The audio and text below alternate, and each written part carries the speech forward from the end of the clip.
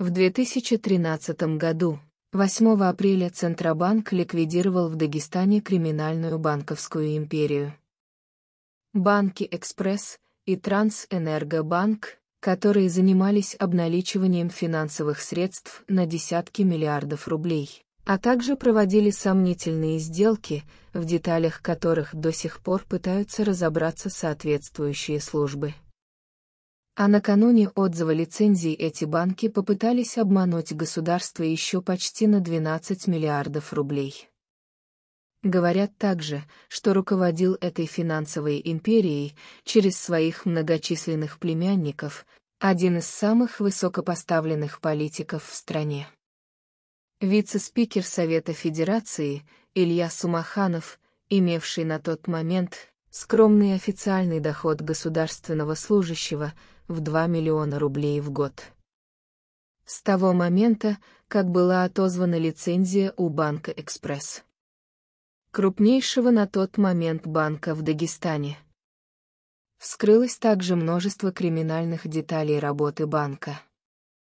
Но главное, что с тех пор вся банковская система республики начала рушиться, как карточный домик.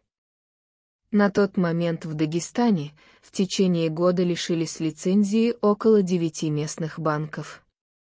У населения Дагестана и так было достаточно скептическое отношение к финансовым учреждениям, но теперь оно уже окончательно было подорвано.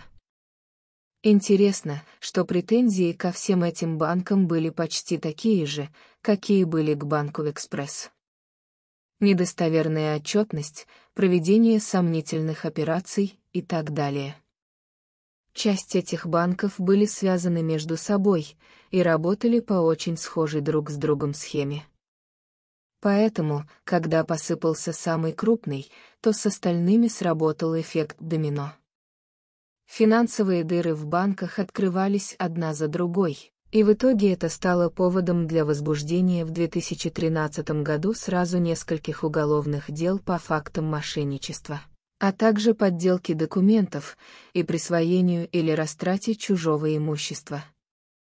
Источники, знакомые с ситуацией, говорят, что за несколько месяцев правоохранительные органы серьезно продвигались в расследовании этих дел, и уже совсем скоро должны были быть названы те, кого подозревают в создании этой криминальной империи. По информации источников, Следственный комитет уже был близок к решению, которое должна была стать самой настоящей информационной бомбой. И одним из самых главных подозреваемых по этим уголовным делам должен был стать никто иной, как сам вице-спикер Совета Федерации Илья Сумаханов. Еще тогда правоохранительные службы готовы были поставить вопрос о снятии с него депутатской неприкосновенности. Илья Сумаханов представляет Республику Дагестан в Совете Федерации с 2001 года, и об особенностях работы его банков не могли не знать руководители республики. Новый глава Дагестана Рамазан Абдулатипов, вступая в должность, обещал избавиться от средневековья в регионе и от тех, кто засиделся на высоких должностях многие годы и мешает строить новый Дагестан. Многим в республике казалось, что Илья Сумаханов будет одним из первых в таком списке средневековых феодалов. Но прошло достаточно времени, а он по-прежнему представлял и представляет наш регион в Совете Федерации. В самом Дагестане давно ни для кого не секрет, что банковская сфера республики уже давно в значительной мере контролировалась этим вице-спикером Совета Федерации Ильясом Умахановым. Он контролировал и лишившийся лицензии банк «Экспресс» и оказывал самое активное содействие Трансэнергобанку. Близкие к политику структуры контролировали также и Трастовый банк, также лишившийся лицензии. Хотя официальную его связь с этими банками подтвердить было непросто, а тем более учитывая то, что имел на тот момент Илья Сумаханов официальных доходов почти 2 миллиона рублей в год, а также 2 квартиры. Одна на себя и одна на жену. Эту информацию Умаханов раскрывал в декларации Совета Федерации. В Дагестане эти данные, кроме смеха, ничего тогда не вызывали. Там все знали, кто такой Ильяс, и как живут он, и его родственники. И поэтому связи Ильяса Умаханова с банком «Экспресс» и другими банками в Дагестане того периода были всяким образом сокрыты. Так, из материалов Центробанка следует, что до недавнего времени акционерами банка были сыновья сенатора Мурат и Магомед Салам Умахановы, а также племянник Ильяса, Султан Умаханов, которые в разных долях владели и управляли этими банками. Их нет лишь в последнем списке акционеров, зафиксированном накануне отзыва лицензии банка в начале 2013 года. Очевидно, что родственники сенатора покинули список акционеров банка, уже понимая, что «Экспресс» идет ко дну. Примечательно, что Ильяс Умаханов, который в силу должности был человеком публичным и щедрым на общение с прессой, отказался от комментариев по поводу краха банка «Экспресс», к которому его родственники имели самое прямое отношение. Он ограничился заявлением, что сам напрямую акционером банка никогда не был. Но если человек представляет регион в Совете Федерации, а его родственники имеют отношение к крупнейшему банку региона, который лишается лицензии, наверное, от такого человека ждут каких-то объяснений. Впрочем, и без объяснений Умаханова, изучив факты, можно понять, как именно работали «Экспресс» и некоторые другие банки в регионе, которые долгое время надежно защищались своим высоким покровителем от внимания регулятора и правоохранительных органов. И когда подошло время сматывать удочки, то все эти банки почти одновременно начали процедуры своего банкротства. Затем эти банки проявили беспрецедентную по своей наглости попытку обмануть государство еще раз, почти на 12 миллиардов рублей, через возврат фиктивных вкладов. Источники рассказывают, что объем срочных вкладов в обоих банках резко вырос прямо накануне отзывов их лицензий. Расследование же показало, что на самом деле никакого реального внесения средств во вклады не было, о чем в том числе свидетельствует полное отсутствие предусмотренных первичных документов, подтверждающих внесение средств в кассы банков. Источники в Центробанке и в Агентстве по страхованию вкладов говорят, что есть примеры, когда и другие банки, и их вкладчики накануне отзыва лицензии пытаются теми или иными схемами получить выплаты из Государственного фонда страхования вкладов. И в случае с этими двумя банками была откровенная наглость. Просто искусственным образом нарисовали вклады, и таким образом хотели получить от государства 12 миллиардов рублей компенсации. Агентство по страхованию вкладов Российской Федерации ожидаемо отказалось выплачивать компенсации по вкладам этих мертвых душ. Были попытки оказать давление на Временную администрацию банка, назначенную ЦБ. Возможно, их задумка не удалась лишь из-за откровенной наглости, с которой они рассчитывали обмануть государство. Сейчас, когда оба банка уже свернули свою деятельность в республике, всплывают все новые и новые подробности их работы. Конкурсные управляющие банков в буквальном смысле взялись за голову, когда начали разбираться в этих банковских сделках. По состоянию на 1 декабря 2013 года, конкурсный управляющий «Экспресс-банка» направил в суды 15 заявлений об оспаривании сомнительных сделок банка на сумму 4 миллиардов рублей, выявлены в том числе махинации с материнским капиталом банка. Речь идет о различных имущественных сделках, а также правами требования по кредитным договорам. В Трансэнергобанке сомнительных сделок выявлено на 500 миллиарда.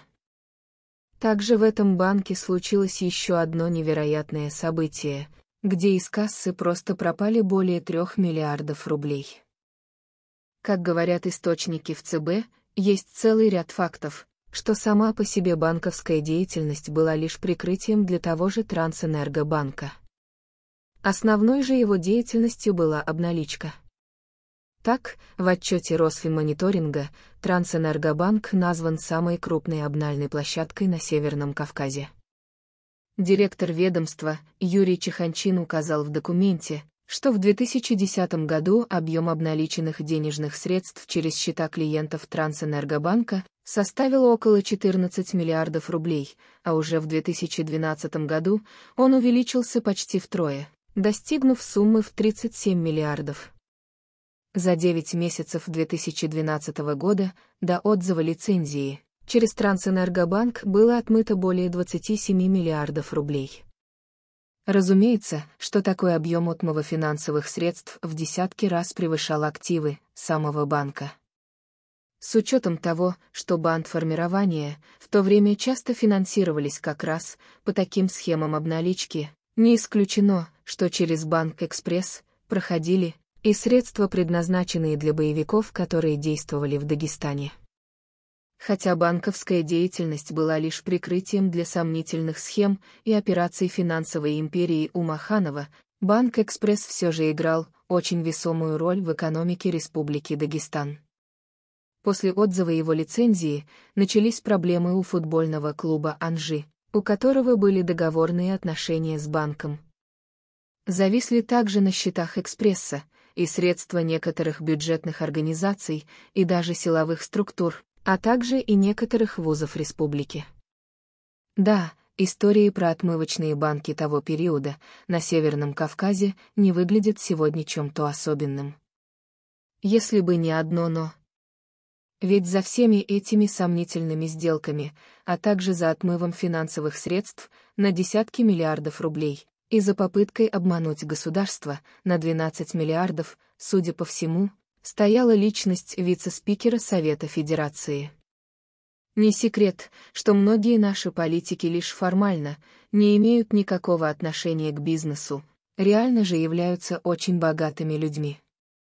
Вопрос только в том, что бизнес может быть разным. Они могут держать акции в крупной компании, доверяя их в управление. А могут держать контроль над финансовой империей регионального масштаба, обналичившей десятки миллиардов рублей, провернувшей несколько махинаций с активами, обманувшей простых вкладчиков, граждан своей малой родины, Дагестана.